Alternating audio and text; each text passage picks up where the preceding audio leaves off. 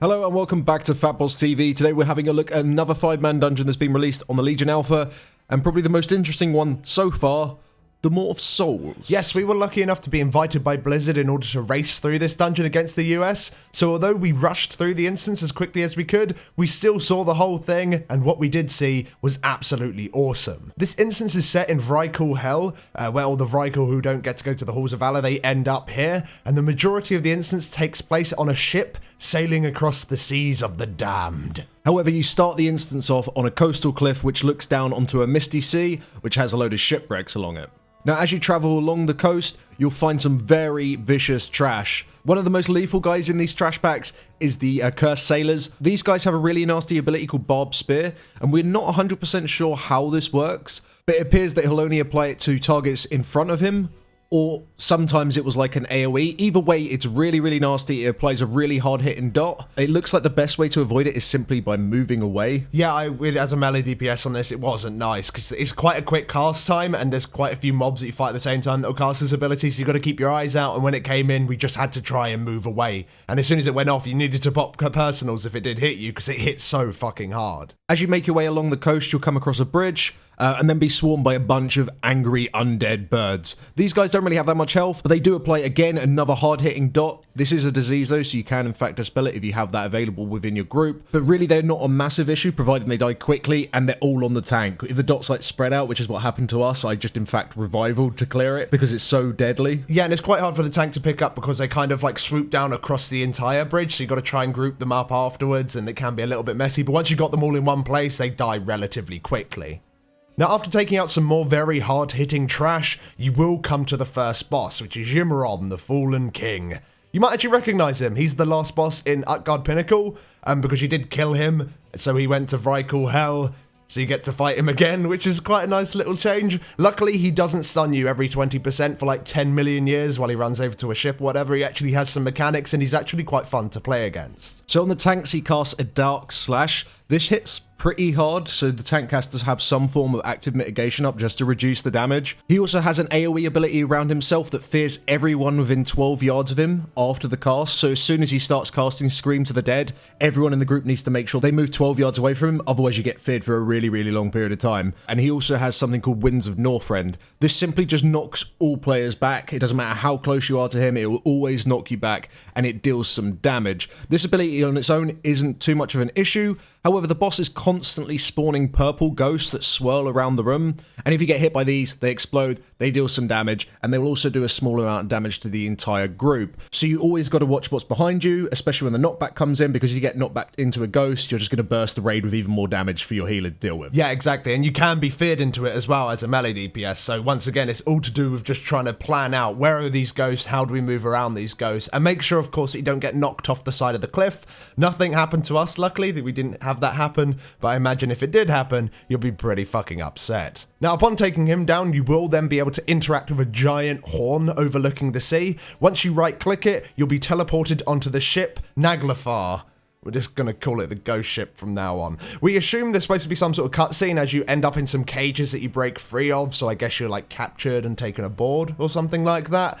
Either way, you break out of your cages and you start fighting your way through the lower decks. So this section of the instance in these lower decks, it just looks amazing. The whole ship looks amazing, but particularly down here, the attention to detail is amazing. They've really given it the aesthetic of that, you know, it's an old ship, it's like ghostly, the green lighting looks amazing. There's like piles of old bones and like skin holding the ship together. Yeah, the whole ship looks like it's made of old bones and skin, and it's really Pirates of the Caribbean-y. It is, like yeah. From the first film. It really does remind me of that. And the mobs in here are very similar as well, because they're all like covered in sea urchins as if they've been dragged up on the bed of the sea. It's really, really cool. It looks like they put a lot of effort into this place.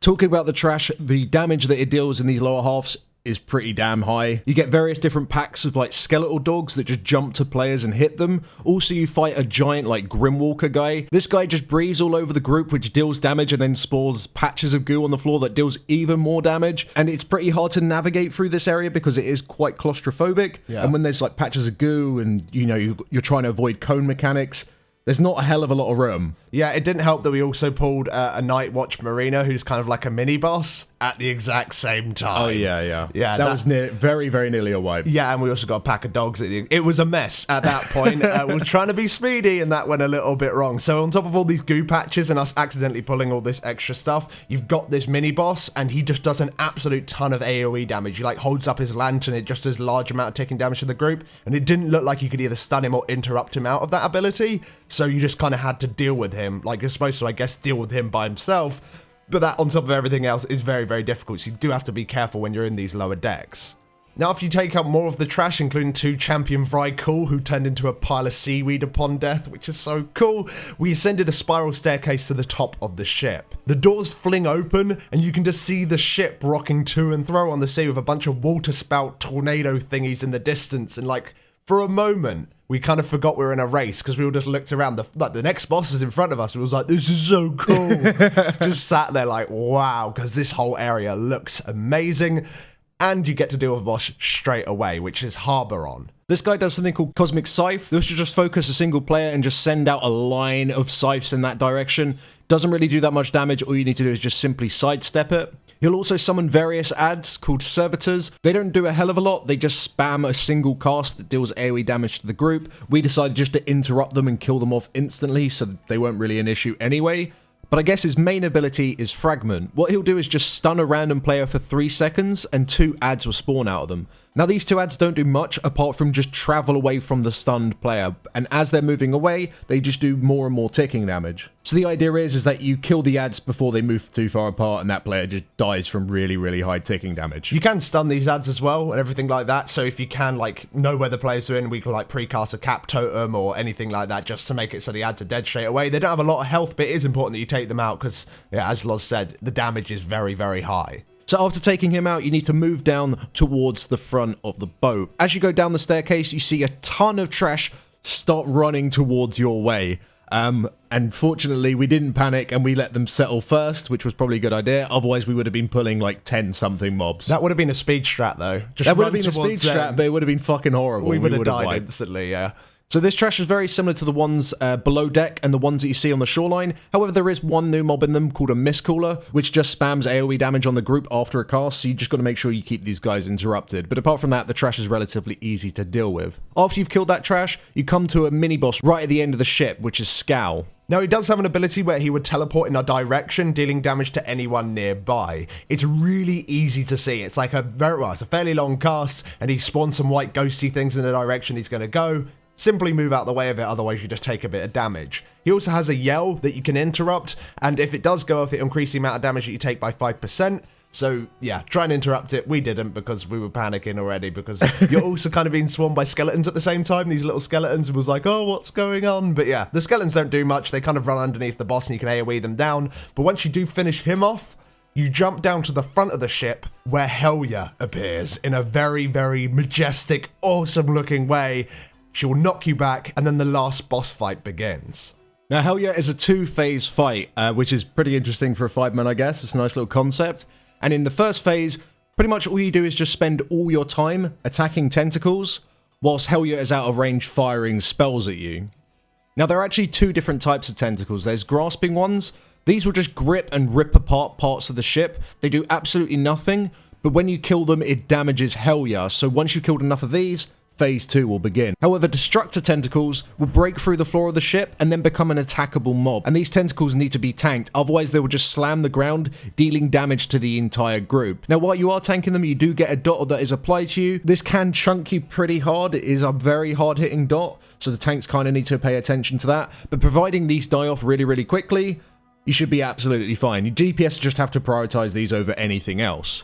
Now, whilst you are running around dealing with these tentacles, Helya is casting 3 different abilities. She has Torrent. This just deals a small amount of damage to the group. It seems unavoidable, and to be honest, I think it's just a way of making it so the healer actually has to do something. But the main thing is Taint of the Sea. This is a dispellable magic buff that will deal ticking damage. When it is dispelled, or when it times out, it will also deal damage to the entire group. So the idea is that you dispel this as soon as possible, because the group is going to take the burst damage regardless. You might as well just remove the dot as soon as you possibly can, unless the group is like super low for some reason, but that really shouldn't happen. On top of this, she'll be spawning piercing tentacles. Now this will make a tentacle break through the bottom of the ship, knocking back anyone nearby and actually leaving a hole in the ship that will remain there for the rest of the entire fight. 3 seconds later, it will spin around, dealing a large amount of damage and knocking back anyone within 8 yards. Now you have little to no time to react to the actual tentacles piercing through the bottom of the ship for the first time. However, you have more than enough time to move from them after they've made the hole. These tentacles will also keep re-emerging from the same holes in the ground, so you do just need to keep an eye on them in order to avoid as much damage as possible. So this whole phase is just dealing with these 3 types of tentacles, making sure you kill the destructive tentacles before you kill the grasping ones, and avoiding the piercing ones that break through the floor. Now once you've killed enough tentacles, phase 2 will begin, and this is when shit gets a bit crazy. Yes. When this phase starts, Helya will break and rip off the front of the ship, throw it away, and it will knock any players back in that particular area. And it's at this point, she can then become attackable. During this phase, she'll continue to do the Torrent, which is the light ticking damage on the raid, Taint of the Sea, which is the debuff that you can dispel, and Piercing Tentacles will continue to spawn as well. But the Grasping and Destructive Tentacles will no longer spawn. If anyone isn't in melee range, she'll just deal higher and higher physical damage to the group, and it'll just get to the point where you'll just be one shot. And the problem with this is that staying in melee range can be a bit scary, not only because of all the piercing tentacles, but because of a new ability where the boss will spawn loads of little circles to spawn across the platform, and they deal quite a large amount of damage if you stand inside them. At first, the amount of circles seem pretty low, but it seems as you get longer into the encounter, more just spawn, and it gets a little bit overwhelming. However, you do have enough room to sidestep all of them, but it can be quite tempting sometimes to go, oh, fuck this, I'm moving back a bit, I'm going to assess the situation. Just make sure you don't do that. Always stick in melee range, otherwise she's going to get very, very angry. So you are moving a lot on this boss. She also submerges herself every now and then under the water, and she'll just go away for a little bit. During this time, it seemed like a lot more of the piercing tentacles appeared, and at a much higher rate, so you just had to move around even more just to avoid getting knocked all over the place and just dying horribly. But then eventually, once she comes back, you can kill her off, and then that's the encounter. But what a fight, man. Yes. That is such a good encounter. It was so much fun doing that, and it feels ridiculously hectic, but nothing is really that punishing on the fight. The only thing that's punishing is not being in melee range. Providing you have someone in melee range, nothing's going to kill you that badly. No. I mean, I think I spent that entire time, which is what, over the course of like 4 or 5 minutes or something? Something like that. Panic healing, spam healing, like, holy shit, we're all gonna fucking die, because there's so many different things going on. You know, with the tentacles coming up and the front of the ship being ripped off, as well as the ship swaying. And, you know, you can see the sea and everything. It looks really, really hectic. I agree with you. It's horrible. It's crazy. Well, it's amazing. I really, really enjoy it. And the severity of the mechanics aren't really there, of course. Like, as you said... I mean, it could be tuned up. Yeah, definitely. But it's only normal mode. It's supposed to not be, like, super, super difficult or anything. Yeah. But it doesn't stop it from being an absolutely beautiful and really fun fight to do. Like, the whole instance just looks like they put so much work into it. Like, every single mob feels like it should be there. Like, you've got the mobs and all of them are, like, as I said, covered in seaweed, or you've got these cursed birds, and even the slaves and stuff like that are other Vrykul that you even fight in Halls of Valor. You've got some of those trash mobs in the actual instance as well, so it's really, really neat. It looks like they put a ton of effort into it, and it's so, so much fun. Yeah, I mean, it's just a beautiful instance, and fighting, of course, on the ship is really, really cool. I guess this is their answer to Grimroll. Yes. It's like, well, we did Grimroll, I guess next expansion we're going to have to do something like that. Fuck it, let's do a ship. Yeah.